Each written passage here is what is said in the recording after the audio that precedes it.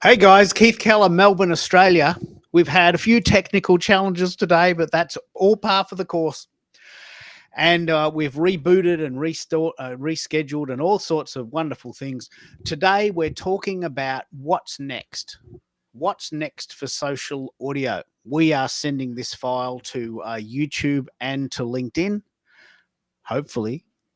And we think that this is a thing, social audio, and we think it will increase. We're doing a lot of research into what's possibly going to come down the pipe.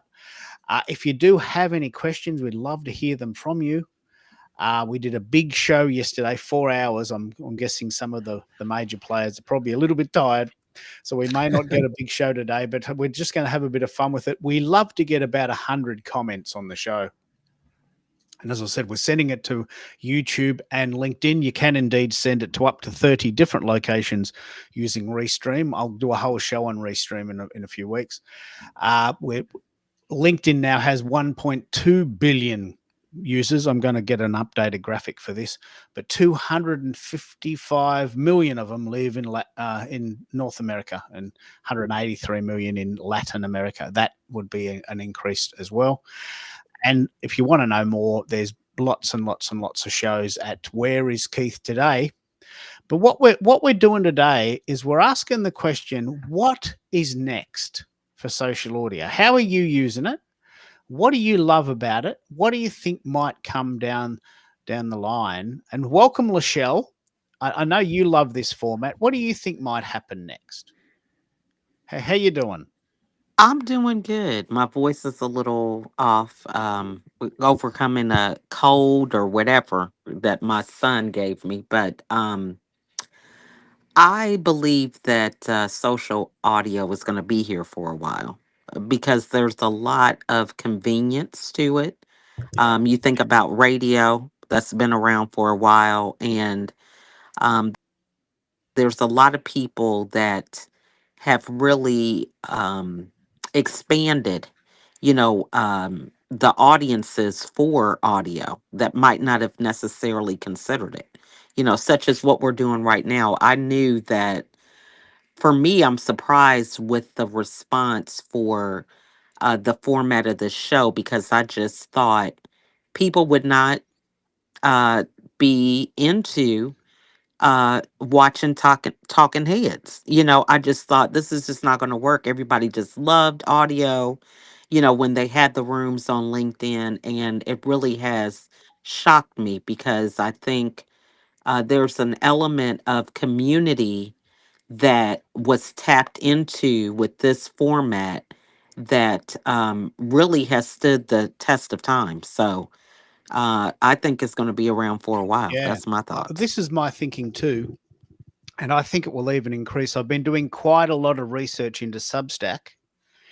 Substack now has of sorts an audio feature. I'll talk about this in a minute. It's not very good yet, but it will get better.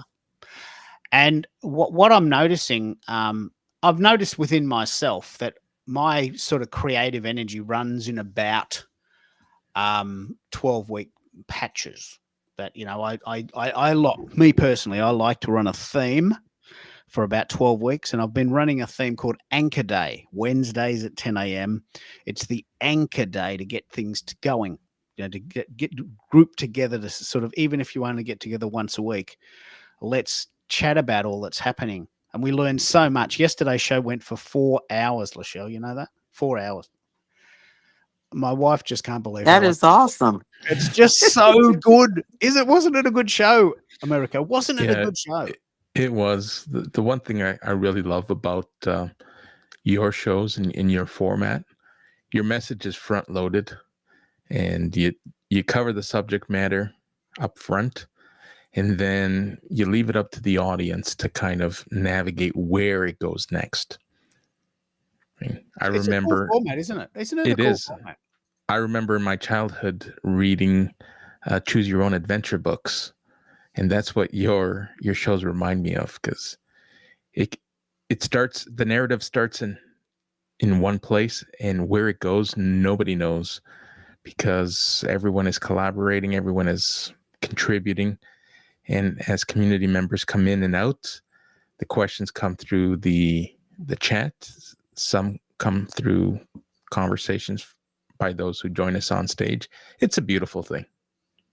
Yeah, well, yesterday, for instance, Lachelle, this is a very good example of a very, very, very good example of social audio. Bez, our friend in Atlanta, he said, "Oh, mate, I'm going to these 1 million." This is a very good example, and if Bez comes in, I'll regroup on this because it was such a good example.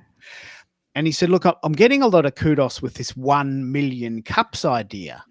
And one of the local journos who's now retired came to one of the sessions, and we got in the local paper on the front page. We're so excited. And so we talked That's about, awesome. isn't it good? Isn't it good? Mm-hmm. You're in Atlanta, aren't you? Mm-hmm.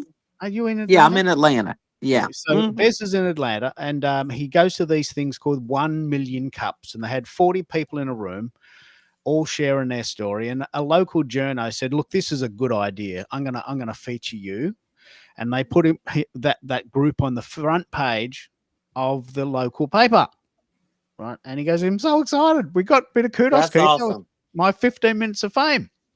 So we're Mm-hmm. chatting about that, which wasn't what the show was about. And then I'll let Bez riff on that for a while and have his, place in the sun.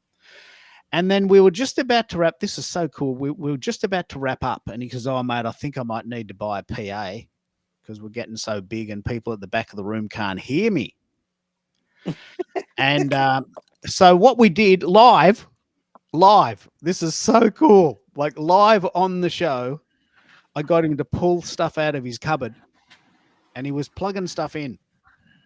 And we got him working. Like he's got a mic, he's got a mixer, he's got a speaker. And it was all sitting there on the floor. And I said, "Mate, I know you don't need a PA. I know you don't. What do you got in the room?"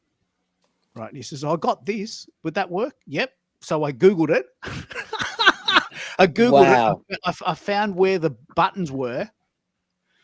And I said, "No, I know you got one of these. If you plugged this into that and got this working, I reckon you'd be able to fill a room 5 meters by 10 meters, 50 meters square. And I reckon that'll get you started. And if it doesn't work, I'll pay the poaches. Just send everything to me. I'll have it." Because Wow. and wasn't well, were you there when we did that America? Wasn't that just Yes, amazing? that it was comical and educational all at the same time. Yeah. Because a lot of us do this, or Bez in particular. He's just got a lot of stuff that he's just not got around to taken out of the box. Yeah. And I said, "Mate, I know this is going to work." And I did say to him, "If you can't get this working and you can't be bothered, you send it to me and I'll pay the postage because how I want it." That's good. And so I was trying to encourage him to get Yeah. his gadgets out of the box because I just knew how they would work in my brain. And I'll do a little bit of a recap on this because I think this is the essence of what social audio is. Like you can read an article, you can listen to a podcast, you can watch a YouTube video, but you can't interact. Yeah. And I think that's the missing That's true. ingredient that a lot of people still don't know about. We are interacting. Well, and I think, I think also it also comes down to people feeling comfortable to be vulnerable, because I think that was something to consider even when he was going through this process with you, kind of helping him navigate it through that. You have to be willing to have egg on your face or whatever that looks like in order for it to really be interactive. And there's a lot of people that are still guarded, they're afraid of people pleasing and, you know, um, things not being perfect. So I think really being able to build authentic relationships is a key component for it to really work that way. Because I know for myself, now I'm not a tech person. I just, every time you start talking about that stuff, I'm thinking, maybe I should exit stage left, right? Because that is not my thing. But, you make it where people don't feel Yeah. intimidated, by the the knowledge that you have. So I think it's Well, wonderful. I'll give you a really cool example of this, Lachelle. I mean, this is stuff you won't have lying around, but Bez has one of these in a box in the shed. Right, they're $200. He just has it sitting there, never plugged it in. And I'm thinking, okay, I Wow. know exactly what this is, and I know it's going to work. Have you got a speaker lying around? And he says, yeah, I got this cool speaker, glows in the dark, 150 watts, fantastic for parties. It's got a Bluetooth adapter. Wow. Okay. So suddenly my brain's going on overdrive. Bez, who's in Atlanta, like 16 hours on a plane to get there from here.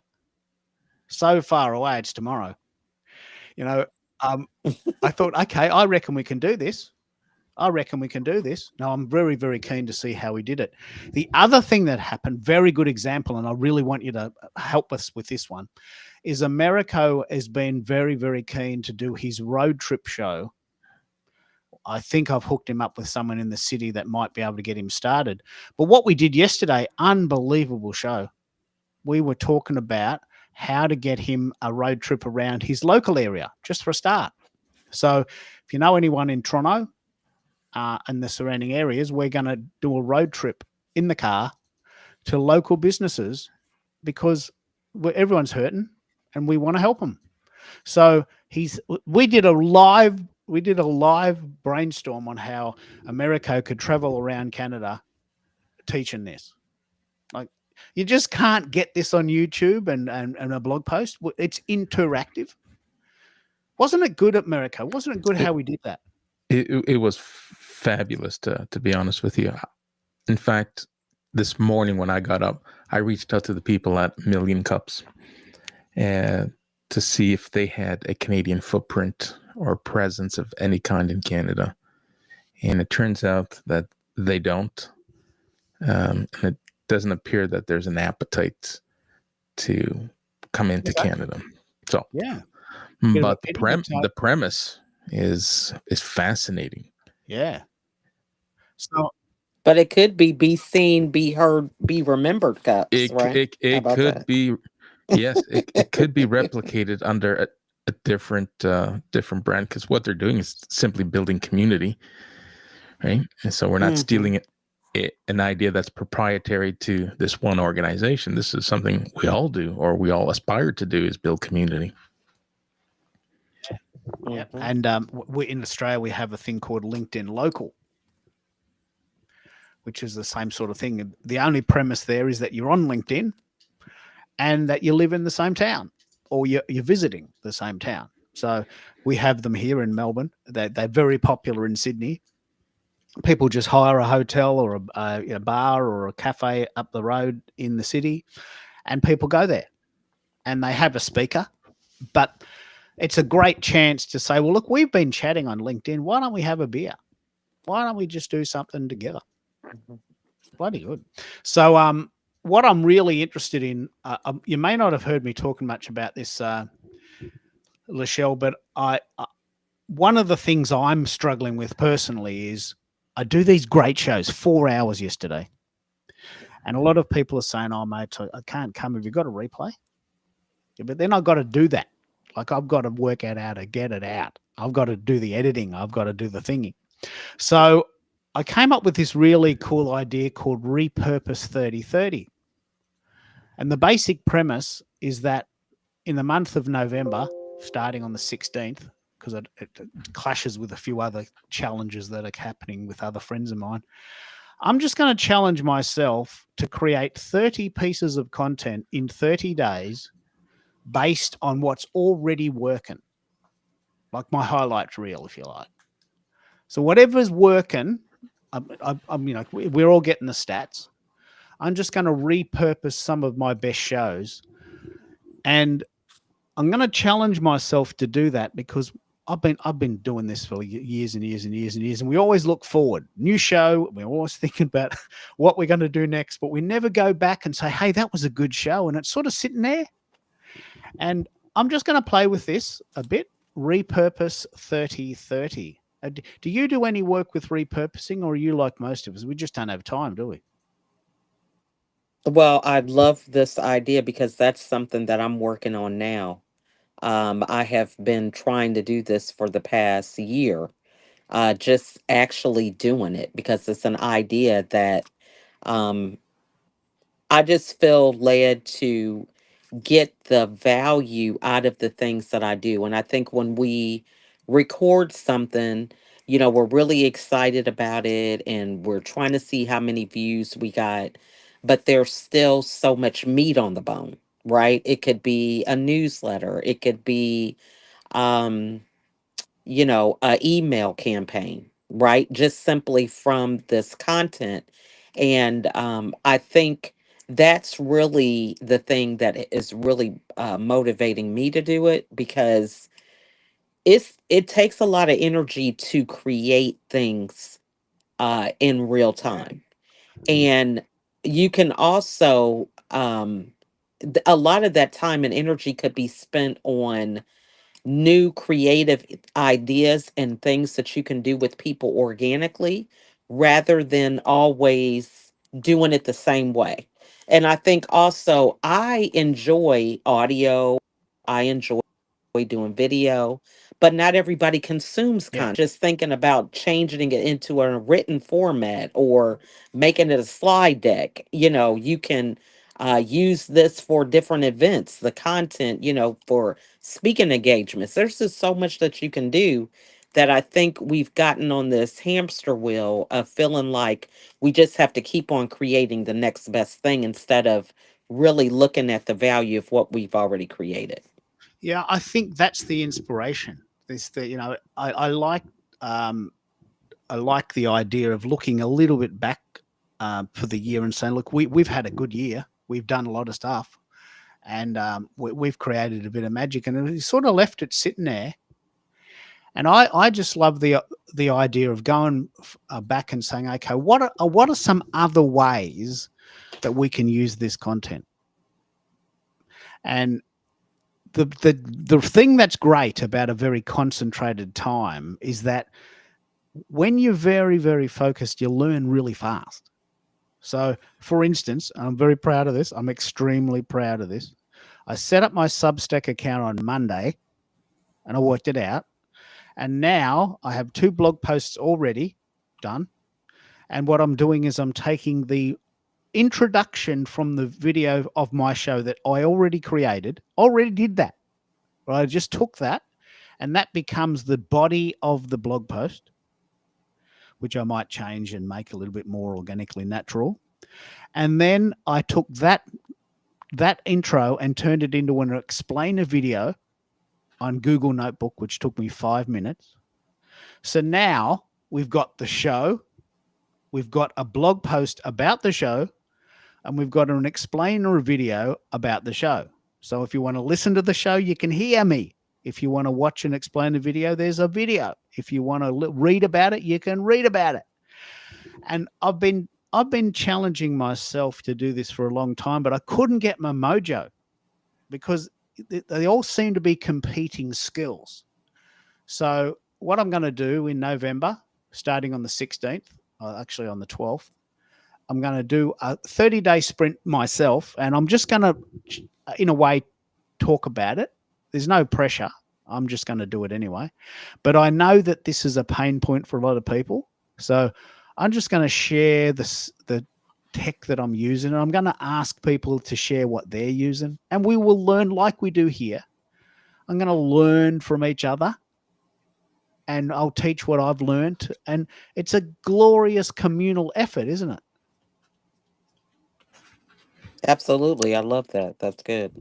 What do you think, Americo? Are you Absolutely. thinking about repurposing too? Well, I'm doing it to the best of my ability right now. And last year, December, I set a goal. It's like, you know what? December, we're winding down the year. People's attention is shifting. Different holidays, different celebrations. Just people's minds are in different places. So to to spin our wheels, to Lachelle's point, get on that hamster wheel and create new content, knowing that it's not going to gain much traction. December for me is where I envisioned doing what you're doing, and making all of December just a highlight reel of 2025.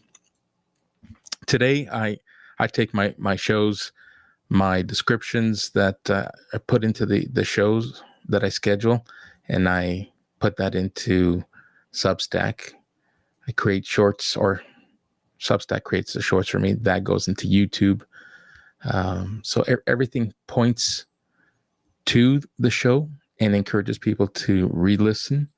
I've now repositioned my LinkedIn profile, or changed the default on my landing page, so that when anyone visits my landing page, they're going to see my events first before they see my written content.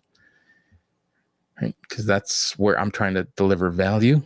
And if I have my events hidden behind the tab and people have to go looking for it, might not get the replays that I was hoping for. I shared this with you. I believe, at least I believe I shared this with you, this idea. And I'm witnessing myself shows that I felt weren't my best pieces of work and had very low visibility, viewership, and participation and engagement. Now that they're front of mind, they've jumped exponentially. Like when you look at the percentages, Yeah. I had shows that were, in the 80, 90 views that are now in the 120, close to 130 views. So I've gotten 50 extra views by just simply changing how my audience and my community access my shows. Yeah, I think the one of the things, as you know, I love to do is polls, and the latest poll, which actually quite surprised me, was that only about 20%, picking up on your thoughts, Lachelle, only 20% of people feel confident enough to come and speak about what they do. Only 20%. Now that's great, because if the 20% want to, I'm always here to help them do that. But I've got to be real. I've got to be realistic that most people will just listen in the background and may not even comment. And you might not even know what's going on with them, but they're listening and enjoying it and taking it in at their own pace. And about 10% of people don't even come to the shows; they just watch the replay. So if we can at least understand that not every just because no one's coming to the show live doesn't mean they're not interested in it. It might be that it's at an inconvenient time, or that something's happened, or they just don't want to be there live, but they are interested in the content. And it's very fascinating, because I'm trying with, the limited time that I have, I'm trying to create content that's universal. So, for instance, Google Notebook, I don't know if you've heard of this one, Lachelle. This is a game-changing site.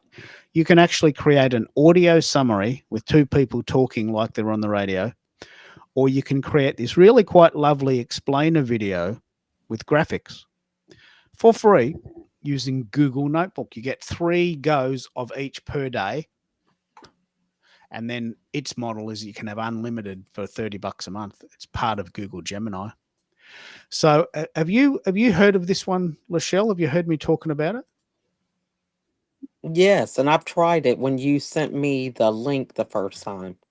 So I do have one that I did, and I think it's I love these different tools because they reignite your energy for content that you have done. Because it's when you're actually doing the content or creating it, there's a lot of things that you really don't notice when you go back, and a lot. I think like right now I'm doing a journaling challenge for 21 days. And normally I don't have a problem journaling, but there's something different when I go back and read out loud. That's one of the things that we're doing is we're writing for 20 minutes, but then we're reading what we wrote. And that just hits a little differently than just writing. It's like getting another layer of accountability, of just it reignites something different because I hear differently when I read it than when I've written it. So I think when you're using these different tools that are highlighting different summaries and things from what you've done, you'll find that, oh my gosh, I cannot even believe we came up with that. That's awesome. And it may open up your creativity to even do something else and continue to build on that you might not have considered because you just recorded it and then you moved on to the next recording. Yeah. Do you typically normally review your journals? No, I mean, I do every once in a while, but the idea of doing this every day, now I'm even more passionate about talking about the things that I talk about. I've shared a couple of them on LinkedIn since I've been doing this. So I think it's powerful when you are able to look at your content from different vantage points, whether you're doing it as a newsletter or, you're creating a carousel or just a general post. I had one that I did recently. I just did a post about a car accident that my husband and I were in um, over the weekend. And that post is just generating so much activity on my profile that I didn't even think that it would be this engaging. So I think when you have the opportunity to explore different ways to express your ideas, whether it's a carousel or a post or a newsletter, you open yourself up for expanding your audience beyond what you even thought. And you can be for your content that it starts to resonate with them. You've been doing this stuff all along, but it just could be that one day. It's like the person who is spending hours chopping down a tree, right? They're just chopping and chopping, but that one last hit knocks the tree over. So that's kind of what's coming up. Yeah, I think you're right. The straw that broke the camel's back, so to speak. It's very fascinating you say this because I've got a graphic on the screen there. This is what inspired me to do this November 30 repurpose 3030. Every year in November for the last 10 years, I have bought a journal, what I would call a journal, and I write my goals for the following year. So my journal for me is not today I went to the shops and I was feeling a little bit apprehensive, but I did it anyway. No, that's not how I journal. I say, okay, by this time next year, I'd like to have paid off the house or, you know, uh, had 50,000 followers on LinkedIn, things like this. And so for me, a journal, the idea of goal setting is fundamental to my being. And I do it every year in November, which is partially why I'm doing rebrand or repurpose 3030 because it coincides with that. And I'm just wondering if people do that. Do you journal? Do you set goals? And because I do this very deliberately, I very regularly review these goals, weekly almost. Right? And I have different highlighters for different levels of importance. And so I always set 5 very major goals for my life every year in November. It coincides with the public holiday we have here in Australia. In Melbourne, we get a holiday for a horse race. Can you believe this, Lachelle? Melbourne Cup Day is a public holiday, and everyone in Melbourne gets the day off. And I thought, okay, well, that seems like a pretty cool deal. I just buy a book and write all day. But do you set goals ahead, or is journaling a different idea for you? Yeah, I do what you do and then some. So we usually do vision boards with the kids at the beginning of the school year. And then as a family, we Christmas Eve, we write a letter to ourselves for the Oh next year. wow! I keep all the letters and then we get our letter the next year on Christmas. So it's been kind of neat because some of our little kids, they put money in there for themselves, you know. Um, So it's a lot of fun, but that's something that we started as a family. So every holiday, and whoever's with us during that time, any friends or, our children, if they have friends, whoever is there for that time, we all write a letter to ourselves and then we review it the next year. Now, that's an interesting one because we don't um look at it every day. I take them and put them away, and then we come back and see how much we accomplish. But I think having a focus is so important. I'm reading the book, The 12-Week Oh Year. yeah, yeah. Have you I read have that heard of one? it. Yep. Do everything you want to do in 1 year in Yeah, 12 it's weeks. yeah, it's amazing because they talk about when you have a shorter timeline, that you're more productive. When you have a year out and you're saying, I'm going to do this, you just don't get busy, because you're like, well, I got next month and this is coming up. I still have a lot of time. But when you really focus on what are the tactics that you're going to use in order to accomplish this goal, it's just made me more productive. I'm almost done reading the book. I just got it a couple days ago, but I now have a focused way of writing these goals out for 12 weeks. So I'm excited to see my 12 weeks are over November the 15th. So I'm excited to see what I I accomplish. love this. I love this idea because I set a 12-month goal and I love that I do them. But and I often do them early. But I this idea of doing what you were going to do in 12 months in 12 weeks actually is very compelling.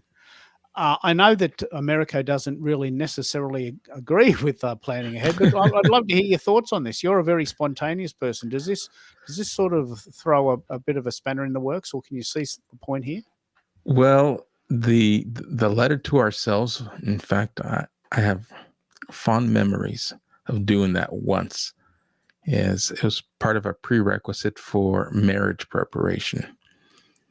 And we were asked to write a letter to our future selves. And those letters were then sent to us on our 1 year anniversary. And you get to reflect on whether or not what you envisioned a relationship and a marriage, if whether or not what you envisioned a year prior, in fact, came to fruition, or did you overshoot or did you underestimate? It's a fascinating exercise. So to hear that you do it annually, that is special. Well, yeah, I want to Now, share in I want terms to of share a my story. We've been in this house 24 years. 24 years living in the same house. 24 years. That's a Smokey song. Um, 24 years living next door to Alice. So we thought we'd have a bit of a cleanup. I love this. I just love this. And I came across a vision board I did in 2005 when we just bought the house. Relatively just bought the house, and we went to this vision board workshop, and they said, I want you to create 5 major goals that you want to do for yourself in the next 5 years. Let's not just let's have some fun with it. There's no pressure. Just have some fun. And you get pictures from magazines, and you put them on a board, and it was all very cool. And I kept it. So the 5 things that I wanted to achieve was: one, I wanted to pay off the house in 5 years, in 8 years.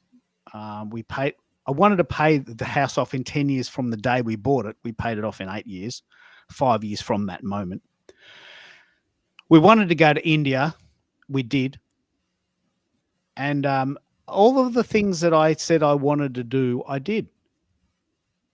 And I think I don't know if there's some psychological proof here, but by putting it down, writing it down and saying, we want to pay the house off in 10 years. We did it in 8.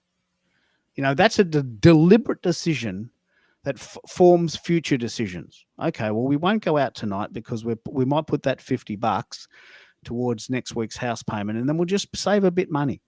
Otherwise, we're paying the house off for 30 years and we're never going to get out of this. We're just going to be staying here. So we paid the house off in 8 years, 5 years from the date that I said that I wanted to. We did go to India, and I think I find it fascinating, not in any way pressuring, to look at these things that I wrote myself. and say, you know what, I really do want to dot dot dot. And then a year later you go, well, you know what? Never got round to that. Oops. Or guess what? I did it. I did it. Tick. A bottle of Moet, and Chandon. So I think that's what it's about, isn't it, Lachelle? The fact that you're just giving yourself permission to achieve what you want to do in a world which is busy and quite frenetic and coming at you. And Yeah, I love it, and I think we underestimate the power that we have with writing it down.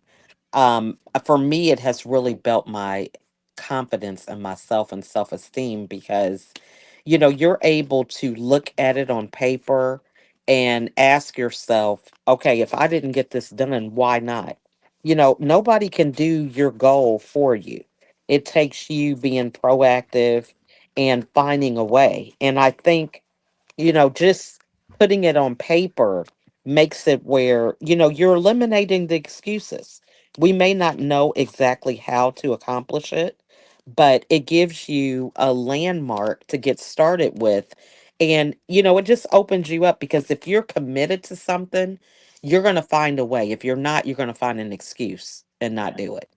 So when you commit to it, and for me, my biggest commitment is telling my kids because they definitely will hold me accountable. They'll be like, Mom, now you said you were doing this. And it's like, you're right. So if I really have a big goal that I'm nervous about, I tell my kids first because there's something about being fearless with your kids that they just won't give it a break. I had that experience just this past summer going to Aruba because I had talked to them about it last year. And when I tell things to my kids, it's just like, it's just got to happen. It's just, there is no way around it. So that's my thought on it. It really helps you to eliminate the excuses and get yourself in gear and yeah, start moving. I love this analogy that I came up with the other day. I see my life as a jigsaw puzzle. So at the start, you've got this picture on a box and all of these pieces on a table. And you're 18 and you don't really know where you're going. But my life is a jigsaw puzzle. And each day I put a little piece of that puzzle together. And after a year, you look back and you go, hey, what? Guess what? I've got the corners. This is coming together. On your 30th birthday, you might be about halfway through. On your 40th birthday, you're really rocking it. And, then it goes on and on. And for me, it has. And so, my life is, I am creating my life. My life is not happening to me. I am happening to life. So every day I wake up and I go, well, okay, what of those five? I do this every day now. What of those five goals that I personally set myself in my own time do I want to look at today? Right? Which one? There's five of them. I can choose any one of them. What do I want to do? Right. So I'm very proud. I'm very, very proud that my main goal this year was to get to 20,000 followers, 20,000 followers by 25/5/25. And I wrote a little song, 25,000 followers by 25/5/25. I'm singing it while I'm walking around the house. And so I did 20,000 followers and I got in early. So now I'm going to get to 22,000 followers by 22/10. 22,000 by 22/10. And these are just little goals that I set myself. They're only important to me. I'm the only one that can do them. But when I look at this book, I go, oh, look, there's my 5 goals. And I'm very proud to say that I achieved most of them, usually ahead of time. But the thing that I'm finding interesting, and jump in on the chat if you've got some questions about this or some comments. I asked my wife on her 40th birthday, what do you want to have achieved by your 50th birthday? She's a Capricorn. Look, I don't set goals, Keith. I just know that if I want to do something, I will do it. Wow, geez, that's powerful. You don't need to write them down or tell anyone. No. If I want to do something, I'll just do it. And she did. And on her 50th birthday, I said, well, did you get everything done? She goes, well, I did everything I said I would do.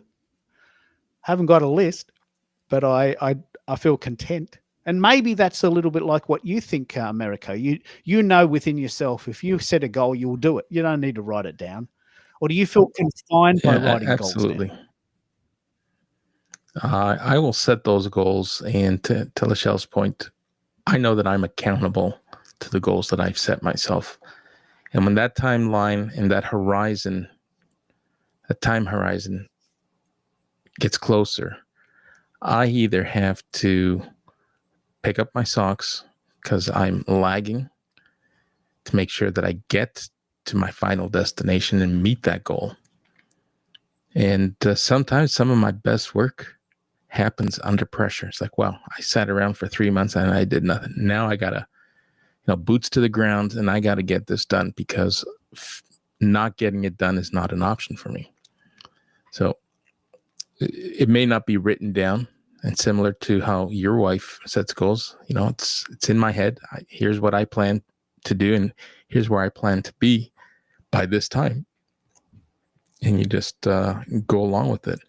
And yes, there's going to be obstacles and there's going to be pivots, and just kind of go with the flow and try not to worry too much about the things that you can't influence or change, but learn how to, adapt when, whether it's a vulnerable moment or whether it's an obstacle, is be open to that pivot, be open to trying or retooling, rejigging your plan, and not just tossing the toss like, all right, this isn't going to happen. Yeah, it's very powerful. I mean, the idea of goal setting is not a given, and some very, very, very high achievers don't set goals. I mean, I'm pretty sure that would be the case because they have an internal sense. Like my wife, she has an internal sense that if she wants to do something, she doesn't need to tell anyone. She doesn't have to prove to herself that she's done it. She will do it because she's a doer. She's a Capricorn. She's a very high achiever. I'm an Aquarian ENFP. Look, I'm very distractible, and I'm quite lazy. And I'm just happy to say that because I am. I'm a cuffer, if you know Ayurveda. I'm a sort of easygoing guy, and I just go with the flow. So sometimes for myself, I need to have a piece of paper that says, Keith, you said to me, Keith, that you wanted to do this. You said it. I didn't force you. And there it is written down, and you didn't get round to that. And I'm thinking, oops.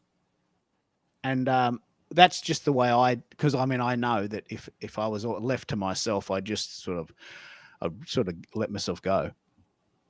And that's okay. I'm not embarrassed about that. That's my character. But my wife's a Capricorn, an achiever, a sort of very high achieving person, always on the go. And she just does things. So it brings us back to the idea of what's next. When I ask the question, what's next, I write it down. But America, you might say, oh, well, look, let's just see what happens. What do you think will happen to social audio as a concept in 2026? So from the polls and some of the research we're doing, I don't think it's going away anytime soon. What we are learning, and more people mention it. I know John was with us yesterday, and he alluded to how he consumes. He will listen, but for the most part, people are reading, because where they find themselves consuming that content might be on the train, might be somewhere in public, and they may not be able to listen. But I see audio, social audio, including more captions in real time. So after this goes live, we can turn on the captions. But there are those who stream live with the captions on, so that you're capturing the audience in real time, those who want to listen versus those who have to mute because of where they find themselves and are just following the dialogue that is being prompted. Do you find yourself doing that a little bit, Lachelle? You're a busy person. Do you sometimes find yourself not being able to take part? So you either just listen or you take part in the comments. How do you do it? Yeah, I definitely have times when I just have to participate in the comments, because, there could be background noise, or for me, if I'm not in a place where I can be fully present, then it's not good for me to be on the broadcast live, whatever that looks like, if it's audio or video. Because I think, when you are creating or collaborating in real time, you miss a lot of these squirrel moments. We'll call them squirrel moments because a lot of people think they're squirrel moments, but they end up going somewhere. And you see that a lot with your shows that last for extended hours, right? So 4 hours, it was the opportunity for you to follow each little rabbit trail that was set. And if you're not present, you miss those opportunities. But see, they lead to better conversation, it's organic, and you build organic relationships with people. You get to know them better. I mean, there's a lot of stuff that we do just behind the scenes, like, my daughter, I have a daughter who is in middle school, and she comes in before she goes to bed. And if we're on the call, then she's listening in. She's like, "Oh, I just love how Keith his accent." And so we've had a lot of conversations behind the scenes simply by being present. So I think you can participate both ways that are very valuable, because if you are in a situation maybe you don't, and that can give you more content that they may be interested in. So they both carry the show and are valuable. I totally agree, and that is a very cool story, isn't it? That the funny Aussie speaking at bedtime for your kids creates a sort of a bit of a dialogue later down the track that if they weren't part of it, they wouldn't really have thought of it, would they? They go, "Geez, he speaks funny. He says funny words, Mum. What's he talking about? I didn't understand him. Can you decode? Can you speak Aussie? Can you decode what he just said? I didn't know. What did he say?" So you're right. What I'm noticing, and I want to pick up on this. Americo says this a lot. There is a lot of content that's very vanilla. It's so generic that there's no point engaging because there's nothing going on. It's just so flat and uninteresting that people are pumping out content just for the sake of pumping out content, and I don't even think they're present when they're writing it. What do you want to pick up on this, Americo? Because social audio is probably the only thing that you can do, maybe with the exception of a Zoom call, where you are fully present in the moment and that your contribution really matters. Yeah, absolutely. It is one of the cornerstones in what I believe differentiates us from everyone else who has kind of really got their heels dug in with written content alone. It definitely separates anyone who tries it, and it speaks to and defines the authentic selves that we're supposed to show up. Right? We hear it so often. Oh, you got to be authentic and you got to be vulnerable, and someone will go in and hey and enter a prompt in a vulnerable tone. Can you write XYZ, and it'll spit something out. It's like, all right, that's not being vulnerable. You're still vanilla.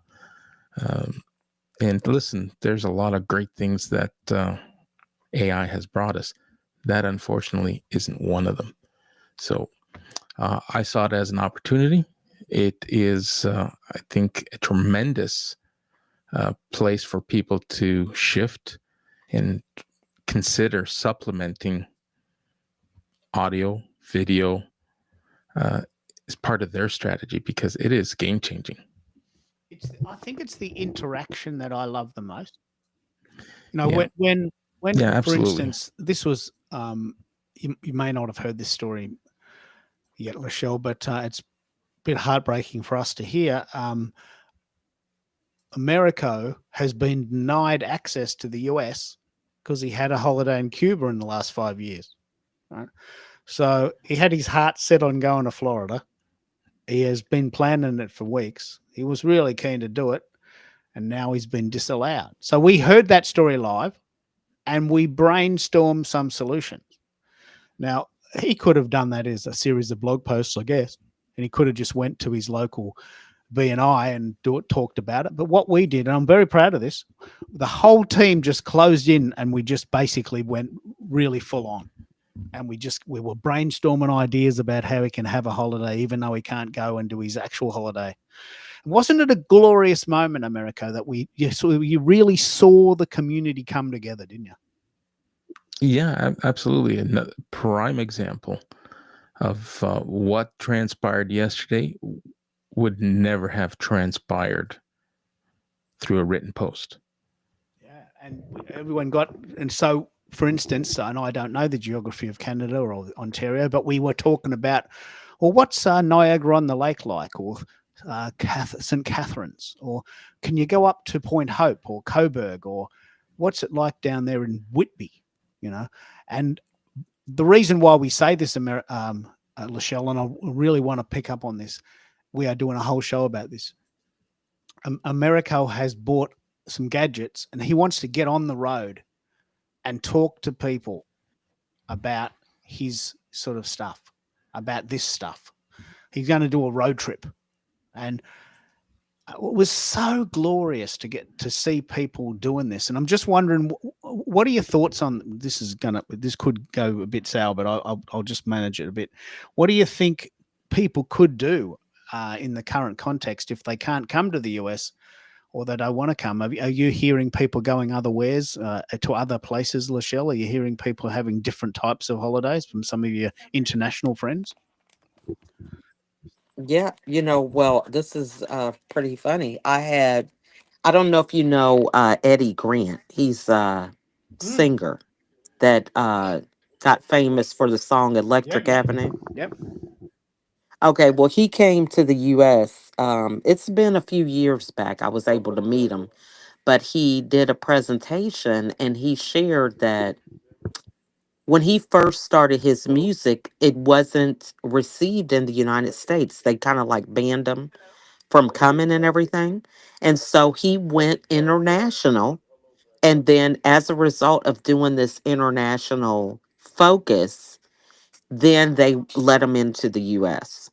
So I think, understanding that people cannot stop you from your dream, whatever that looks like. You'd be amazed at the different things that you can come up with, because it's just a different way of looking at solving a problem that you might not have even considered. And so as you rally around relationships and people, you'd be amazed at how doors can open that you normally wouldn't have considered.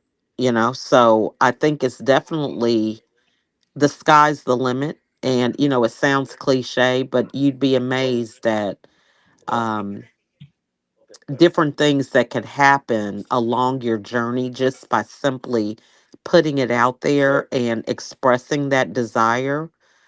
Because that energy is going to definitely take hold of the right people and it can get you places you've never even Yeah, thought of. So I don't think it's impossible at I all. love this discussion because we're one of the, I don't know if you were on this call, Lachelle, but this was an amazing call. One particular call we did, and this might be one of the places I highlight. We coined a phrase from vulnerability to visibility, and the basic question was, well, geez, my guest didn't turn up. What do we talk about now? And this is an amazing show. And Americo said, look, I've just heard this story about this guy from Edmonton who was so desperate for a job that he rang up the local radio station. And he's actually a good friend of a person I know. Why don't we try and get him on the call, see if he's there? And he came on. Like, he came on our show, having just been on a local radio station in Edmonton. And he told his story live on the show. And he said, oh, look, I'm having so much trouble getting work. Can anyone help me? And we put him in contact with a number of different people, which wouldn't have happened had he not have been vulnerable enough to say, I'm open. I'm up for this. Bloody good. What do you think, Americo? Pick up on this. Have you heard a bit of an update on that story? Oh, I haven't heard anything from Zane. In fact, you're going to prompt me to reach out and see how he's doing and what he's up to. But it was a fascinating story, and I extended a similar olive branch for someone in the U.S. who was just as vulnerable and gets a lot of eyes and a lot of engagement on his social channels, but just hasn't had the ability to get over that hump. And I offer the same opportunity. Hey, here's an opportunity. I don't have a job for you, but I have a stage that I'm more than happy to share with you and let you share your story, your narrative as to where you find yourself and what you're looking for. And I'd love to replicate what I did for someone else. And I shared the story with him, and he was all excited. And it's like, you know what? I really appreciate that. I'll schedule some time with you. And to this day, I haven't heard from him. So, back to goals. Like if you have a goal, and if you're not prepared to roll up your sleeves and make your goal come to reality and come to fruition, then it's going to be a long, drawn out process. And I was kind of disappointed that he didn't reach out, because he comes up across my feed daily. And the whole saying, you can bring a horse to water, right? I've extended the offer. I'm not going to overextend myself to the point where I feel like I'm harassing him to come on the show. It's an open invitation, and if he so chooses, then he can schedule it, and we'll be more than happy to share the stage with him at that time. But this is another prime example of social audio, its capability, its power of strengthening and widening the community lens. I'm very excited by this, because let's just examine what we've said there. You can lead a horse to water, but you can't make it drink. This is the type of person I want to be and I hang out with. I want to be that helpful person, and I hang out with helpful people. But people have to ask for help. Like, I have to know what I can do before I do it. I don't know all the suffering going on in the world. I can't help you if you don't tell me. So I want to hang out with people that want to be helpful. And we all want to do this. But we can only do it to the people that come back to us and say, yeah, look, yeah, I am open to this. I realize that I probably do need a bit of help. And as I said, only 20% of people are prepared to get up on stage or prepared to be courageous enough. And that's why we called that show from vulnerability to visibility.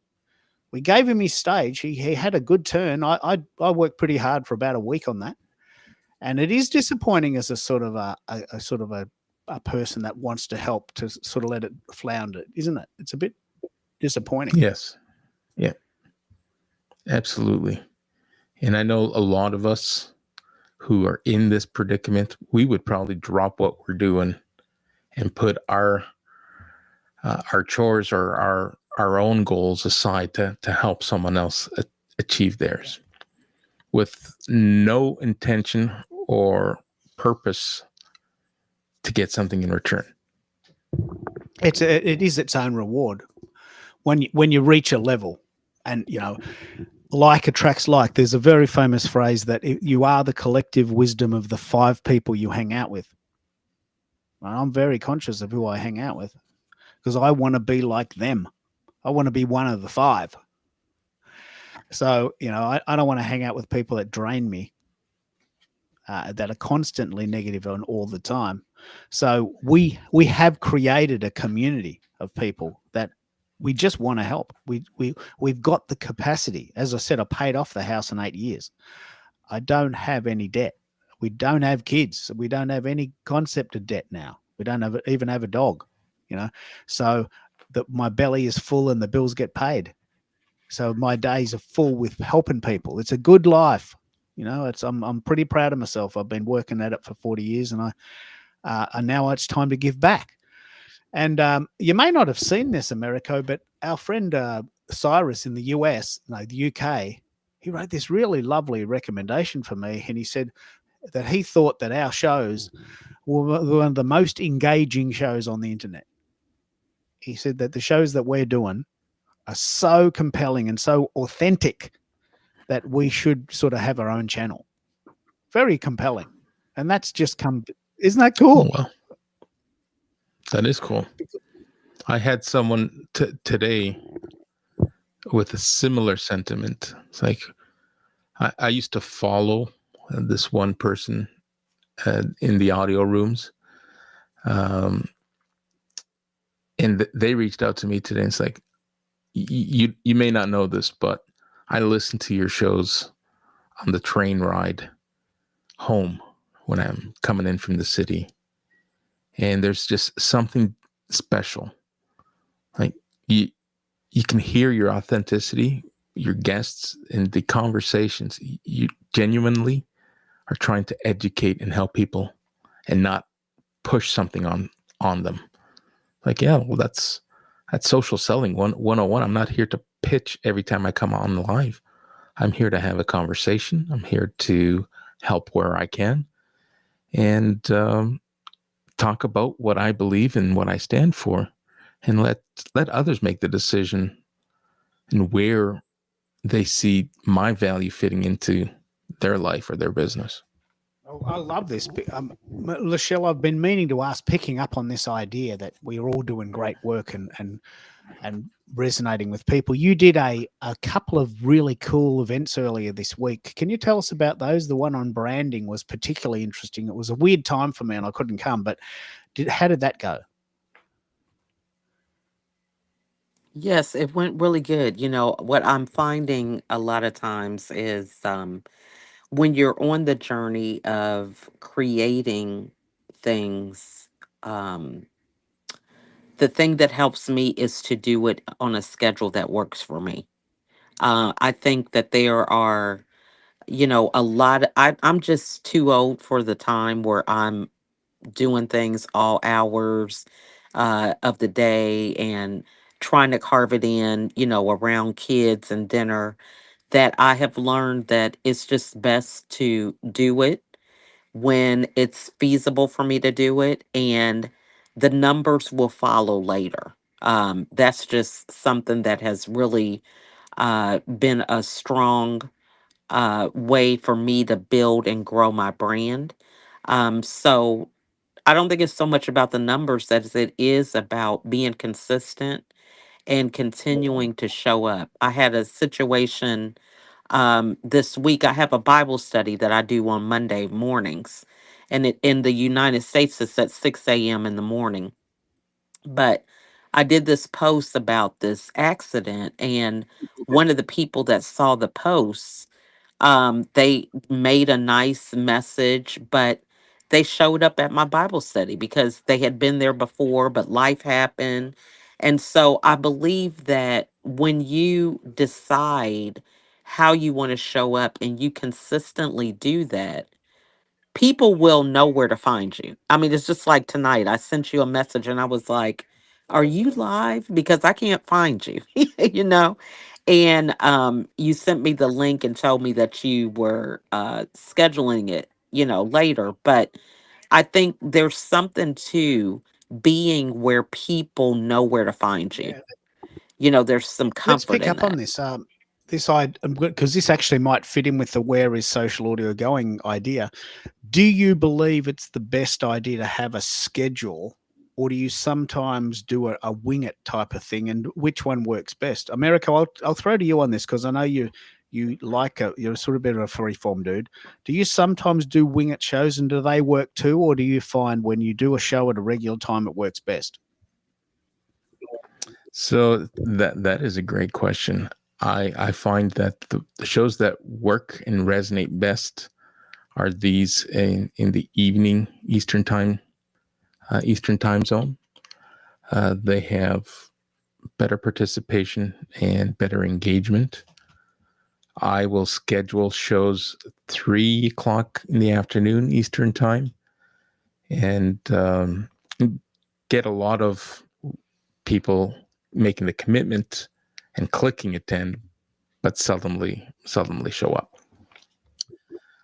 You and I have tried spontaneous shows, and with spontaneity, you're being vulnerable because you're just available to those who are actually on their feed, and you come to mind. As spontaneous as I am open to being, if given the option, I would say scheduling an event outweighs and outperforms a spontaneous pop-up event. I think logically that would make sense. I think that would make sense. I'm always interested in hearing the stats on that. What about you, Lachelle? Do you like to schedule everything ahead of time, or do you sometimes go live or go to shows on the fly when you're not doing anything? I think I like scheduling things because it holds me accountable. I don't mind doing spontaneous though, but when it comes to really um, being consistent, for me, I have to have a schedule. I can do things on a whim. I just know that I have to challenge and stretch myself. And part of that is just by showing up when you're supposed to show up. So for me, I like a schedule. But having a schedule, I think, also gives you the freedom to be flexible. Because if you have a schedule, there are different things that you could do because your framework is set that you can have more freedom to maybe be flexible with other people, showing up on their shows, supporting them in some other way. I love this. I love this. There's a phrase I studied to be a career counselor back in 2008, and there was a very interesting theory floating around at the time called planned happenstance, and it's sort of almost like scheduled spontaneity. And the basic premise was that if you lock out blocks of time, you don't have to fill in all the gaps. Like I know for sure that between 10 a.m. and 2 p.m. on Tuesdays and Wednesdays, I will do a show. Right. Now, what that means is if someone rings me and says, "Oh, can you come into the city next week on Tuesday at 12 o'clock?" No, I've got a show on. Now, I'm missing out on that, but I also know that these shows are very valuable to me. And if someone said, "Okay, well, what about Friday morning, 10 a.m.?" Well, I'm not doing anything then. Yeah, we'll do it then. So it gives you some structure. Like I need structure. I'm an Aquarian male ENFP. I've got a triple dose. There must be males that are good with spontaneity, but I'm not. So I'm just all over the place if I don't have a plan, and the confused mind says no. So I know that I'm doing a show between 10 and 2 next Tuesday. So I'm going to plan that. I'm going to prepare for it. I'll tell people about it. It'll be a great show. I don't actually know what we're going to talk about in specific terms, but I know that we will talk about something. And this is called planned happenstance, scheduled spontaneity. Sounds like a bit of a contradiction in terms, but it's a wonderful mechanism for creative people, because creative people, it sounds wonderful to just do whatever you want, whenever you want. But as Merico said, 3 months can go by and you got no schedule, you got no deadlines, you do nothing. What do you think, Americo? Have you heard this phrase, or does it resonate in some respect? Planned happenstance. Yes, it does resonate. So if you carve the time out, now you may or may not use that time, but you know that, hey, I'm not going to plan anything around that because I have an allotment of time which I have designated for whatever activity, whatever show, whatever I've held myself accountable for. So yes, I've heard of the reference, and it does resonate with me. I I think there's some value in it. As a creative person, I need structure, and I know that sounds contradictory, but with no structure at all, because you can do anything, you tend to do nothing. I'd be very interested to know if other people have this problem. I mean, I don't wake up in the middle of the night with a spontaneous idea. I mean, I don't. I know that I've got a show and my brain's ticking. I want to share this story about a mate of mine who worked in quite a few very famous movies. And the director comes up to me and says, "So, can you explain he was a what we call a matte painting designer. He was the one that designed those big landscapes that look real but are actually created on a computer. They're called matte paintings." And he says, "Can you explain to me your creative process? I'm really fascinated." He says, "Well, I don't spontaneously have ideas, you know. I might spend a bit of time reading, or I might spend a little bit of downtime, or I might have a little bit of sort of leisure. And then I might, out of nowhere, have this amazing idea." Right. And this is what the director said. He says, "Look, I'm not paying you to sit around. Can you just have the idea? Can I just pay you when you have an idea? I don't want to pay you to sit around." He says, "Well, there's a process in creativity. There's a process. You just don't wake up and say, 'Hey, it's 10 o'clock in the morning and I've got an idea.'" My wife, I have this discussion with my wife. She's a Capricorn, and she starts work at the same day every day and finishes every day and goes to bed at the same time. And I'm thinking, well, that's not how my mind works. I have an idea when I have my idea, but I've got to have somewhere to put it. Next Tuesday, next Wednesday, a graphic, a Substack, you know. So, or this journal. Like, that's why I love journaling. Getting back to journaling.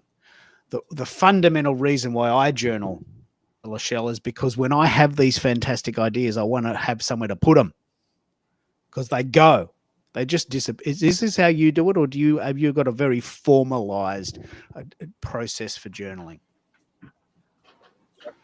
Yeah, I have a lot of journals, and I carry like writing paper in everything that I have. So if I have my wallet, I try to have some scrap paper so that I can write, because I find that ideas come at any time. And someone, that's another touch point. So like if you're somewhere and someone needs a pen and you have a pen, that's a great opportunity. "Oh, does anybody have a pen?" Yeah. And then, you strike up a conversation. So there's a lot to having a pen and paper. It's just valuable, because I think when you're in a place of relaxation, ideas can flow a lot easier because it's not forced. So I could be at my kid's football game or something and I get an idea, and there's something about writing it down more so than putting it in my phone. Because I try to get away from my phone when I can. And so that I'm not led to just, "Oh my gosh, what note was that I put in my phone?" But I'm more engaged with having something in my hand, a journal, a book, something, the turning of the pages, There's something So very that's organic, just my very, thought very on. natural about right, physically writing with your hand. There's something very, very organic about that.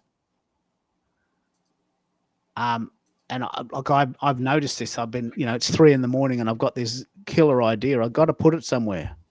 My wife would say, just because she's a Capricorn, "Can't you just do it tomorrow?" Well, by tomorrow, I would have forgotten it.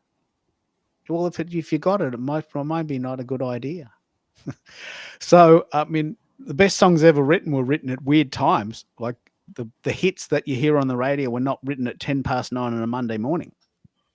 The big hits, like, they weren't written at 9:10 on a Monday morning after a cup of coffee and a walk around the block. They were written at weird times, spontaneous times, at your kid's football game, on the train, in the shower. So you got to have a mechanism to get those down. Very, very, very, very important. Yeah. when you do your road trip, do you think you'll take a journal with you, America? I really want to. I really want to see this road trip come to pass. Well, what can we do from here to help you do this? What can you do? Listen, you've done plenty. You're putting me in touch with people that you know from my local area. You're inspiring me to not give up, and that means a lot. You know, we hit a roadblock, or I hit a roadblock, and we troubleshoot.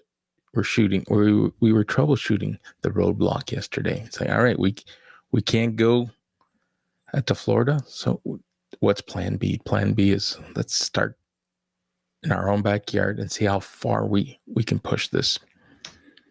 And I have a few people lined up. You're introducing me to some of your community members, and I'll reach out to them. And once those mics come in, once I have all the gear, then I'm going to start scheduling. If anyone asks today, you know, I can schedule an event preemptively and then realize that my mics might not be there in time. I don't know how long this delay is, this back order, I guess. But listen, I'm excited for doing this. And I know that once, you know, we start planting these little seedlings and people start to repurpose the events. Hey, who was that person that interviewed you? Like, I'd love for them to come out and, you know, get introduced to people. I know it's going to happen. I know it'll get momentum. I know that I own getting this started. I'm now in a good place. I touched on this yesterday. You know, for the longest time, I kept whittling it down and carving it down. And despite what I'm capable of doing, I now have a purpose, and I now have a focus. And I can say that here is my value proposition. I am the virtual event marketing specialist. Everything else that I can do outside of that, I no longer need to talk about in the public domain. I want everyone to focus on these virtual events and how bringing their events to life and building a community in real time will benefit them as much as it's going to benefit me. And being able to help businesses do that, you know, the seasonality, the timing's perfect. The holiday season, kids are back to school, and everyone's now thinking, all right, we got Thanksgiving coming up here in North America. We have, you know, all the holiday sales between Thanksgiving and the Christmas and all the other celebratory celebrations. Like, from a business perspective, this probably couldn't have come at a better time. I love that. I just love that. I love that we're having that discussion. And yesterday, Bez suggested, hey, you know, don't rule out live selling. Like, if there are businesses struggling to get people in the doors or product off the shelf, you want to be able to offer that as your service as well. Yeah. Right? And that's how I envisioned it. Like, imagine a trade show or an event where people would love to come out, but they can't because they're busy, or they have, you know, conflicting priorities that they can't shift around. Imagine a live event where someone can just tune in and ask questions with a business owner. Hey, you know, I'd really like to come out, but I can't. Is there any? I have a few questions, and if you answer those questions, they might turn into customers. It's like, great. I will make time to come in next week. Hey, why don't we get this done? Why don't we get this done in real time? And turn a live event into an e-commerce transaction. It's like, all right, let's get this done. Let's talk offline and see how we can help you. You know what? Have you ever been on a call where someone has bought the book? Yes. That's pretty good, isn't it? It's a bit of a buzz. That was a tremendous buzz when I interviewed Amanda, and people were adding comments in real time. saying, just bought my copy. I'm excited to read it. And she was over the moon that she was getting sales from the conversation. Have you ever had that happen, Lachelle? Have you ever done a live sort of show where people are promoting the book and actually people buy it? I've seen that happen before. I really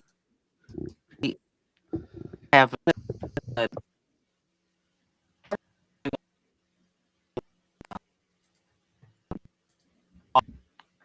Oh, we've lost. I think we're losing your signal there. I don't. If that is that me, or are you having that problem too, America? No, I'm having difficulty hearing her. Tell you what hits. Can you hear me now? Can you hear Might me be a bit now? of a flat spot. We can. You got a bit of a flat spot in the house, or Okay, can you hear me now? Yes. Okay. I said I don't do a lot of author shows, but I did do a series last year, and Bob Berg was a guest on. And, oh yeah, the Go Giver. I think a lot of people are already familiar with his book, The Go Giver. Yeah. So I'm not sure if anybody, and he's very, how do I want to say it?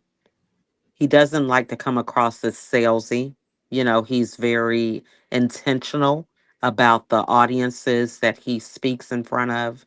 And so I'm really not sure how well sales might have went for him with that or not. But he's in the Hall of Fame for speaking and everything. So I'm sure he It's a probably did very good well. example of It was someone an who audio didn't room. sell but still made enough money. It's extremely good example, very inspiring Yeah. because some of those very hard sale people come across a bit harsh and a bit sort of forthright. But what I love about the idea of online gigs, especially in Americo's context, is if you've got a book or an event and people are getting that extra inspiration, we now know that people in the audience want interaction. We've now moved into a different zone. Hardly anyone reads the newspaper anymore. I don't know many people who listen to the radio, although Americo says he sometimes does it in the car. We're moving into a different era of of content consumption. Like I'm very interactive with my consumption now. I want to talk to the restaurant owner and make sure that my booking is set. I'm not content to just be a passive consumer, and I think this is a trend. So, America, if you could have these interactive days where people in their local area could be involved, you could be onto something here. And I just love the idea of getting you out and about doing it. And we're trying to get people around. John is on the call, and he often says that he's a lurker. He's happy to listen in, and if it wasn't for the fact that he was making comments, I'd have no idea that he was listening at all. And it is quite difficult for a host if there's no one responding, because I don't know who I'm talking to. Am I talking to the wall? Am I talking to the rooster, as we used to call it? So an audience is actually quite important, but a lot of the audience members don't want to talk. So we have to accept that, I guess. But yeah, let us know how we can help, America, because we are a little bit heartbroken for you that this big trip that you've been planning can't come to pass from some bureaucratic reason. So you'll probably have an even better holiday now because you're very intentional about it. Yes, that is quite possible. You got some backup plans? Have you got some ideas that wifey might accept? Well, I have backup plans that puts me on a plane and sends me to Nassau, Bahamas. Now, she had her heart set on a road trip, so now I got to convince her that a beach destination might do us both good, but time will tell. So, yeah. Do you like road trips, Lachelle, or do you like getting on a plane and going overseas? What's your take on that? Isn't it exciting going overseas, or do you sometimes just like going locally? I prefer to fly, but my husband likes to drive. So I think they're both fun. It just depends on if I have a small timeline, I prefer to fly because I feel like I can enjoy myself more wherever I go if I fly rather than spending my travel time on the road. So that's kind of, it just depends on who I'm going with. And but yeah, my husband, he doesn't really like to fly. So he doesn't mind, getting on the road in the car. So I do a little bit of both. I don't know anyone who loves flying, although I think I have once heard someone say they do love it. It's bloody hard work. It's very hard for us because we're so far away. But separate to flying, we can't really go anywhere other than within Australia because it's an island. So the thing that I know, Americo, and we do feel this too, it is very expensive to travel within your own country. And sometimes it makes you a little bit angry to think that for the same amount of money, I could have had a 5-star experience twice as long in another country. Yes. And here I am spending $300 a night for a place that's 100 miles up the road. Yeah. It's a big sort of a big dichotomy, isn't it? I'm perplexed every time we talk about it or anyone talks about it. You've been to Kananaskis, I've been to Kananaskis, and it's beautiful. But to your point, I could have gone twice as far for twice as long at a fraction of the price. Yeah, we feel this very strongly because we like to travel overseas. I love the money. I love playing around with money. So I love the idea that you go somewhere and you've got to calculate that. For instance, the yen is 100 to 1, round figures. So you've got this 10,000 yen note. It's only $10. It's got lots of zeros on it. Makes you feel like you're pretty rich, but just $10. When I went to Korea, it's 1,000 to 1. So you got this 50,000 won note, $50. 50,000. It's got 50,000 on it. So I love playing around with the money. I love it. I love playing around with the different money. Usually there's a different language, and that's sometimes challenging, but it's exciting. There's usually different food. There's different customs. Sure, there's the plane bit, which is a bit uncomfortable, but when you get there, you feel like you're on holiday straight away because it's different. It's different. They speak different. They have different money. Everything's different.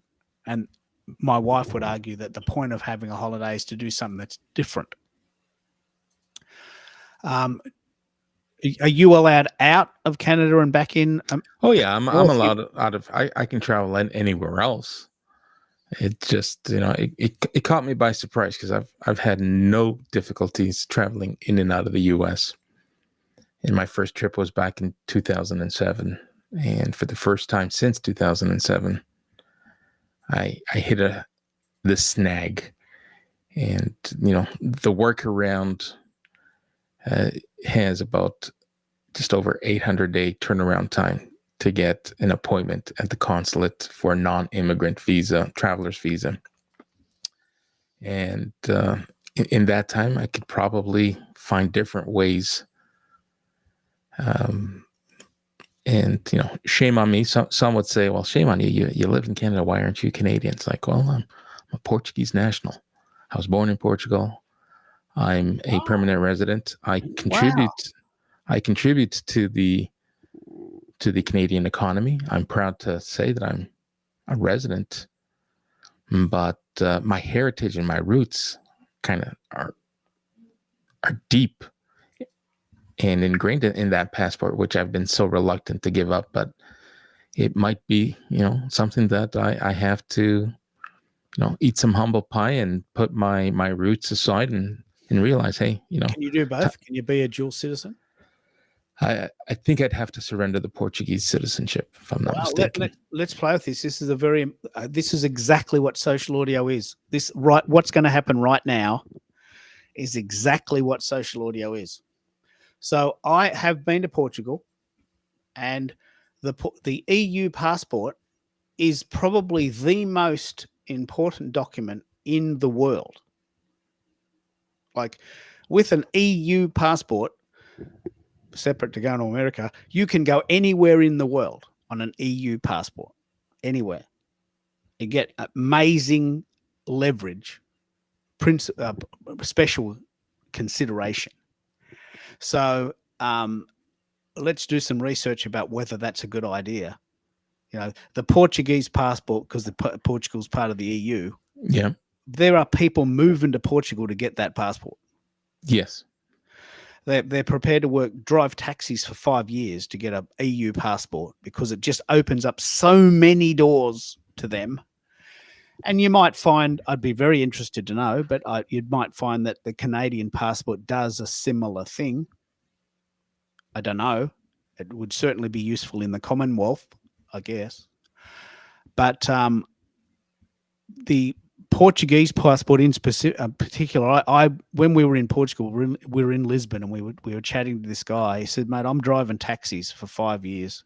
I'm going to get my EU passport. I'm from a country where I was making $100,000 a year, but I wasn't going anywhere, and the country's not very nice, and I felt like in danger."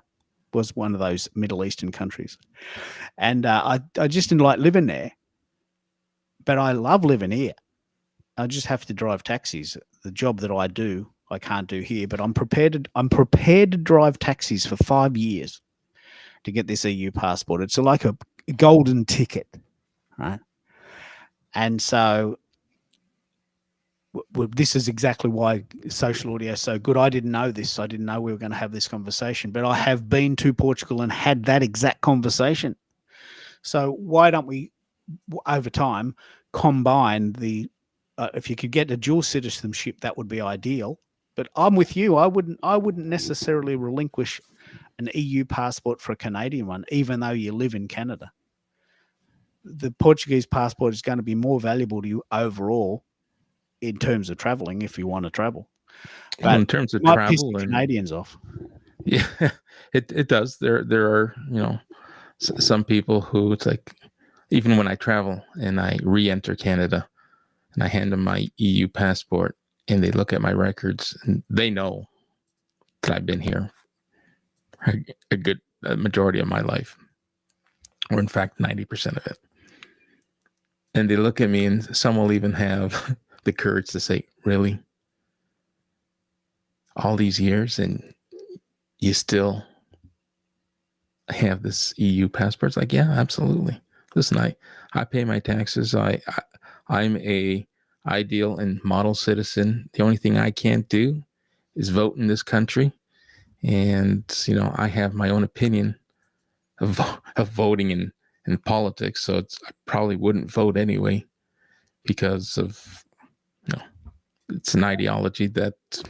But why can't you have a dual citizenship? If you were born in Portugal but you live in Canada, why can't you have both? That would probably require some research. I'd be speculating if I gave you an answer. Because that's the answer. That's the answer to the question. Why aren't you doing it? Well, I'm giving up a golden ticket for the whole world to have a platinum ticket in one country. Sure, if I'm a Canadian, I'm good, and I'm proud to be Canadian, but I'm only a Canadian in Canada. With an EU passport, I can travel the whole world. I'm an international citizen. I know this because we do a lot of traveling, and that particular passport is highly, highly prized. Mm-hmm. We're Australians. We have an Australian passport. I was born in Australia, so I haven't got any options. And the Australian passport is fine, but Australia is a country on the other side of the world, and we're probably treated as such. We don't have any special privileges. We're able to travel, but we don't get any bonuses. Whereas you could travel to, I would say, this is very important, you could travel to any of the Schengen countries in mainstream Europe without a visa. That's right. Now that is worth something, because the process of filling out a visa doesn't cost that much, doesn't take much time, but it's a task. Probably holds you up at the airport for an hour. If you're planning to go to mainstream Europe, Western Europe maybe, and there's about 28 countries there. So if you do want to get on a plane and go to Europe, you can do it on a Canadian passport, but it just might Yeah, be you can. a bit harder. Yeah, so Yeah. I got some reflecting to do, and some research to see what is best for myself. Because an EU passport, I was able to, and what I've been doing, there's a visa waiver program. Yeah. Visa waiver. And every 2 years, I would go online and get my visa waiver and travel into the U.S. without any questions. But the waiver, yeah, you have to go through Homeland Security, and you got to log in and answer all the questions. And for the first time, I completely wasn't expecting a denial. If you had a Canadian passport, would that process have been No, easy? if I had a Canadian passport, I wouldn't be required to get the visa waiver. So that's a reason to do it. Yeah. So if you're going to spend more time in the US than you are in Europe, you're sacrificing one advantage for another. Right. And they're equal. The size of the US is about the same as the size of Europe. You're probably more likely to go there than you are to go to Europe. So that could be a reason to justify that. Yeah? Yeah, that is a very good point. Yeah, because I mean, it's always hard giving stuff up, isn't it? Yeah, it is. You're giving something up. You're giving away this golden prize, a nugget. It's worth money. It's worth something. But by having that, you're penalized. You've been penalized by having that, and they're making it hard for you. Good choice point. It's up to you. You only you can make that decision, but you're probably more likely to drive over the border, given it's an hour away, than to get on a plane and go to Paris, aren't you? Yes, that is a lot likely or more conceivable. And you won't be prohibited from going back to Portugal if you want to. You just have to fill out a few forms. Right. And they're unlikely to knock you back, I would think. We might have solved something there. I think we might have solved something there. We might have actually found a way to get you to the US eventually in 810 days. Or will they short circuit that process if you have a Canadian visa? Oh, they will short circuit the process. What's involved with getting a Canadian visa? The Canadian passport or citizenship right now has a 10-month wait list. So it's shorter turnaround time.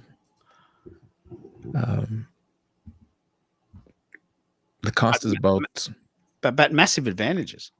Yeah, there are advantages, and the cost. I almost fell off my chair when I realized how much they charge for citizenship. It's like, wow, I thought this was, shame on me for being naive about this, but it's almost like $700. Yeah, the application fee. This is a very good example of how something that perceivably might have been inconvenient could turn out to your advantage, because you can now go to Alaska, you can now go to Hawaii, and you can now go to the mainland USA on one piece of paper, $700 piece of paper, and you're probably not going to go to Europe in the next 5 years, based on the conversations we're having. It doesn't sort of, you're not, I don't know, I'd hope you do, but yeah. I'll meet you there if you do, but I don't think you will, because we're having reluctance to get on a plane, right? Yeah, the last time I was back home was about the 5-year mark. And mom and dad went last year, and I stayed behind. So That could be another thing. You could go to Portugal, knock it out, do it, and then change your passport. Knock it off. You could probably organise a trip to Portugal pretty quick. It's a bloody good place. Were you born in Lisbon or Porto? Where were you born? no, I was born off of the mainland. I'm an island boy. I was born in the Azores Islands. Oh, wow. Well, that's even better. That's a beautiful place. It's not that far.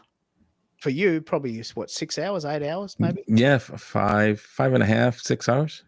Yep, you could probably knock that off. I reckon there'd have to be some tablets you could buy from the chemist to help you sleep. Oh, yeah, I have no problem flying. We're joking here, Lachelle. Do you have the similar problem trying to get your husband to fly? I mean, this idea of long flights and sitting down and boring movies and horrible food. Do you have that same problem with your husband? Yeah, I mean, he'll do it if he has to, but it's just definitely he's not a fan, you know. But yeah, Where I have you mean, been? to me, I love it. I just think about the benefit of getting there quicker. Now, when you do have the long flights, that's a different thing. But you just go to sleep. So yeah, that's what I say. I think about where I'm going, so Yeah. I'm focusing on the destination. And then the flight's just getting there, isn't it? Yeah, it's just a Yeah. means to an end. You And where just have got you to been? do it. What are your favorite places? My first time traveling out of the country was this year, and I went to Aruba. So my next place that I want to go is Greece. I was just looking at some videos earlier where they did a organization show, and she had a guest wall. She would always come in and organize, and so he came to our house, and he we also did a show with him at the Rachel Ray show. And I would love to go to Australia. Our son and daughter-in-law, and two of our grandsons, they stayed there for, oh, I want to say, huh? They're in Japan. No, but he's saying there for like 3 months. Melbourne and what? Yeah, he lives in Australia. What guy you talking about? Okay, he said.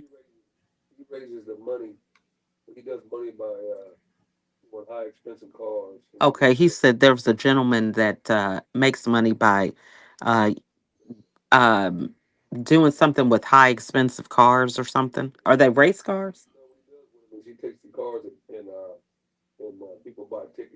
He takes the cars and people buy tickets for him or something, Oh, wow. and they Okay. win the car. And so he was doing some, was it just marketing, computer strategy with him?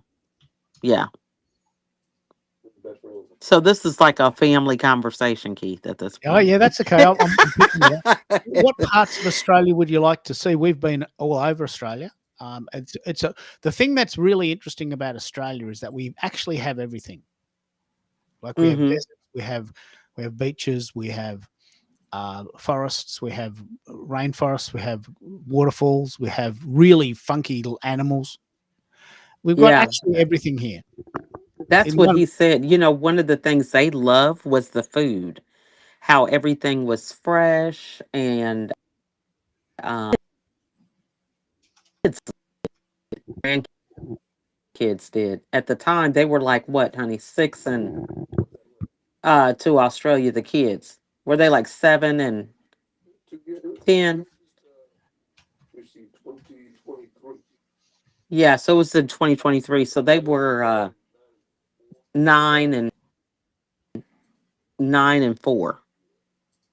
So yeah, they really enjoyed it though. yeah, well, it's something to consider. It's a long way, and while Yeah. you're doing that, you might as well do New Zealand. Yeah, they went to New Zealand too. My daughter, she's going to Norway, and she went to Switzerland last year. So, I've got some world travelers. My kids have been to the UK, they've been Japan, um, Australia, Where would you say Greece. as a mother would be the safest place you would be happy for your kids to go? Hmm. I believe that it's whatever you make it, really. Because I find that a lot of times it's a lot of propaganda around places, that other people haven't experienced. And so when you go there, you're like, man, it's just like we just went to New York. Now, this is just in the United States, but my daughter is staying in Brooklyn, but she goes to school in Manhattan. And there's just so much that people say about places and things that, you can have a lot of fear, based on propaganda. So I think You want to pick up on this, wherever you America? want to This is go, it. This is what we're talking and about. This is what we're talking about. What do you think, America? This is what we're talking about, isn't it? The Yeah, internet and the television tells you all of these rubbish stories about how unsafe places are. When you get there, you think this is the best holiday I've ever had in my whole life. yeah, hmm and I try to convince people otherwise. Like there are going to be bad areas anywhere. Like yeah, there are areas in my own backyard that I know to stay away from after certain hours. But we're still a friendly and safe city, province, and country, right? And same thing. It's like it does get into Grace's head. It does play a little bit of a bigger role in decision making because she gets caught up with Hollywood and gets caught up with reality TV and the news, and like no one's going to tell you or share something with you that isn't going to get viewership or isn't going to drive revenue of some sort, Yeah, right? there's a phrase in TV called "is if it bleeds, it leads." So people are much more inspired in media in general to share something bad because they're going to get more hits. Right? Yeah, No one. absolutely. Here's a lovely person that went to a beach resort in Australia and had a wonderful time. No one's going to watch that. Yeah, But if they said, "Oh, guess what? There was a spider attack in Phillip Island the other day, and 3 people died, and 8 people got really, really sick, and we had to take them to hospital." Well, that's all over the internet, isn't it? yeah, that's what hmm people consume. But So look, there's a middle ground. I mean, flying is difficult. It takes a long time. But once you understand that flying is a passport to other places, the whole world opens up. There's 225 countries now, and hmm most of them are pretty safe. Most of them are pretty cool. We've been to 25 of them, not that many, but we've been to 25 of them. And as I said, I'm pretty proud of this. As I said to America, I've been to 5 of the 7 wonders of the world. The only 2 I haven't been to are Brazil and Egypt, which does scare me. We may not get there, but I don't particularly want to go to Egypt. It just seems to Well, me to what's be scary about it? Why are you scared about Egypt? well, we're vegetarians for a start. Okay. Yeah. So we went to Spain and the Moroccan quarter of several Spanish towns. They said, "Oh, look, mate, don't go to Morocco. You won't get anything to eat at all as a vegetarian. You'd be living Mm. on falafels every day." And and and the same with Cuba. Funny enough, America. People have said, "Look, don't go to Cuba if you're vegetarian. They've got nothing for you. You're just gonna have salad every day for 7 days, 3 times a day." So I love eating. And so, but it's a good question. Why am I scared of Egypt? Don't know. hmm I don't know. It just doesn't appeal to me. It doesn't appeal to me to be a relaxing place. It's probably lovely. And the pyramids are there. But well, Yeah. you can start in Egypt and make your way down to other African countries. yeah. So I'm sort of with Grace in a way. I understand the fear, but there's a lot of difference between a road trip in Canada and all of the other places. Aruba, for instance, like Hmm. that's tell us about Aruba because that's like up the road, isn't it? Like it's Yeah, a Aruba where was really nice. It really is like a desert, which was very surprising. There's a lot of cactus there. They import their palm trees, and they do not do a lot with their own food. They get their food from Venezuela. Venezuela is only like 18 miles away from it. And I was impressed with how they have to speak 4 or 5 languages. It's a requirement because their because of the Dutch economy colony. is, yeah, and their economy is 95% tourism, and 75% of the tourists are from the United States. So it was very impressive with that. But again, you just, it's something about going and seeing things for yourself that is just powerful, you it's know? very very powerful. It changes Yeah. everything. Going to Mhm. Japan was mind-boggling. I'll never be the same, and that's good because I've got a different viewpoint. I know people who have never traveled. You can tell people who've never traveled. Mhm. They talk different. They just talk about the world in different ways. It's an us and them thing. They are the enemy because they might scare me. We are right. I'm exaggerating, to make a point. I'm sure there are lovely people that have never traveled, but when you travel, your brain expands. Mhm. You can't help but expand when you go somewhere else because you've got to live with them, someone else that doesn't live in your country, right? So, mate, we're going to find you. We're going to find.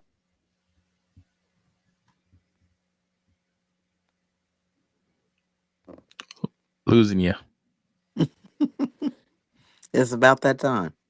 I'm surprised he made it 4 hours yesterday. Yesterday, and he only dropped once in those 4 hours, which was probably a record. Yeah.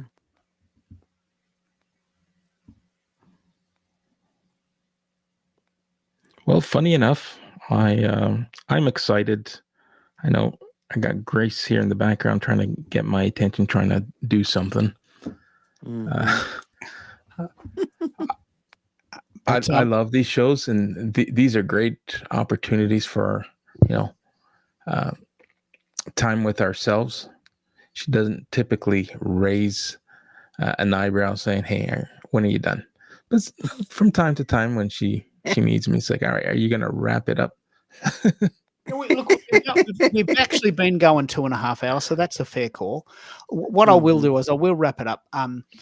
What I've decided with what's next, I'm going to finish the show with my new theme song I'm playing around with, and then I'll go. But what we talked about today mainly was 30-30. This idea of can we spend a little bit of time looking at the highlights of the year and maybe making 30 pieces of content in 30 days or whatever. There's no rush, and we'll sort of get that out in different formats as a blog, as a video, maybe as a something on YouTube, something different to what we're doing because we're in a bit of a zone. So we've spent a lot of time on that. We'd spent a lot of time on journaling and the idea of do you journal and is there a value proposition there? And we spent a lot of time, and we will solve this. Spent a lot of time on America's road trip idea, and we will solve this one. And when you see it happening, we are collectively as a community solving this one for America. So, any last thoughts before I wrap up and play my little theme song idea? No, Well, it it's was a been a pleasure. Sorry, go ahead. Oh, go ahead. no, no. I was going to say it was a pleasure. I love the conversations and how engaging you guys are about real issues that people have, whether it's with content or it's just this desire to help people with their business, in some form or fashion. So Yeah. um, the stories and the memories that it brings to mind is just um, really unique, and I always enjoy coming and No sharing. worries. I love doing them too. So this is going to be my little road trip movie theme song. I'm going to finish the show somewhere in between. Americo's got to go. Next week we got another couple of series of shows, as you know, two or three times a week I'm doing this, and I just love what we're doing here. I just love it. So let me know what you think of this new theme song, and from November this will probably be my intro.